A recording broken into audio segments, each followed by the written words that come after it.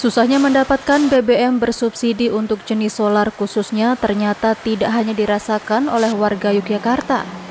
Sejumlah driver kendaraan wisata khususnya bus juga merasakan hal yang sama.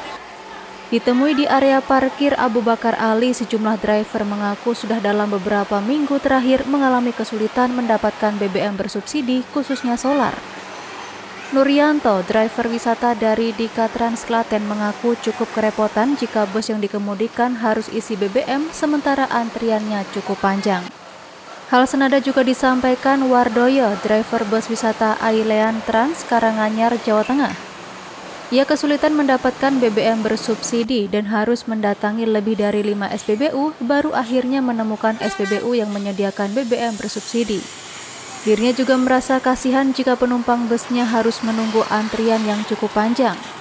Wardoyo khawatir jika BBM bersubsidi dipersulit akan membuat ekonomi Indonesia lumpuh karena banyak sektor yang masih menggunakan BBM bersubsidi.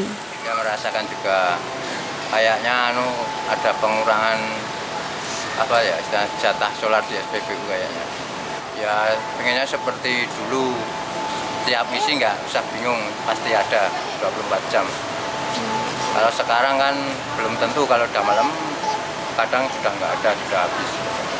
Sulit Mas, kita dapat solar itu sulit. Kira-kira kalau mampir ke tempat SPBU itu 1 sampai 5 sampai 6 itu baru dapat bahan bakar solar itu Mas. Yang saya alami selama ini.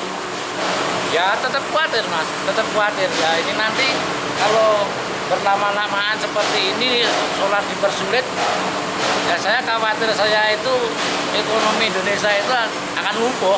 Iya, pasti itu, pasti. Masalahnya ya cari bahan bakar solar itu susah padahal itu faktor utama untuk angkutan umum.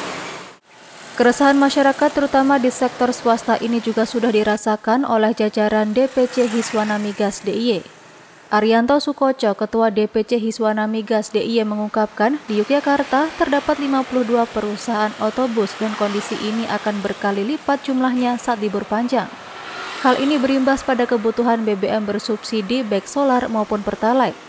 Arianto berharap kuota BBM bersubsidi untuk Yogyakarta dapat ditinjau kembali. Jadi kita tahu di Jogja sendiri saja itu ada sekitar 52 PO bus yang tergabung dalam Peruganda, dan kalau pas musim weekend atau liburan panjang akan datang berkali-kali lipat para PO bus itu dari luar daerah Jogja, sehingga kebutuhan di saat-saat liburan, saat long weekend itu sangat besar sekali akan solar dan pertalite. Solar tentunya penggunanya adalah bus-bus, dan pertalite tentu banyak pariwisata, orang-orang pakai mobil pribadi yang datang ke Jogja. Sehingga alangkah lebih baiknya memang kalau kota solar dan pertalite untuk Yogyakarta khususnya ini memang ditinjau kembali supaya ada mungkin perbaikan atau penambahan kotanya. DPC Hiswana Migas sendiri telah menangkap keresahan masyarakat, salah satunya dari sektor pariwisata. Sebagai destinasi wisata nomor 2 di Indonesia setelah Bali, maka kuota yang seharusnya hanya untuk masyarakat Yogyakarta juga dipakai oleh pengunjung dari berbagai daerah di Indonesia. Hiswana Migas akan berusaha mendapatkan informasi data dari pelaku wisata atau kunjungan wisata ke Yogyakarta dan dibandingkan dengan realisasi kota yang ada. Tapi ternyata memang karena destinasi wisata, jadi apa yang mereka butuhkan di sini yaitu berbagai macam bahan pokok, begitu termasuk BBM mereka butuh, dan yang kita khawatirkan kebutuhan mereka akan BBM itu mengambil kuota dari masyarakat di Jogja. Jadi memang akhirnya terjadi kelangkaan seperti itu.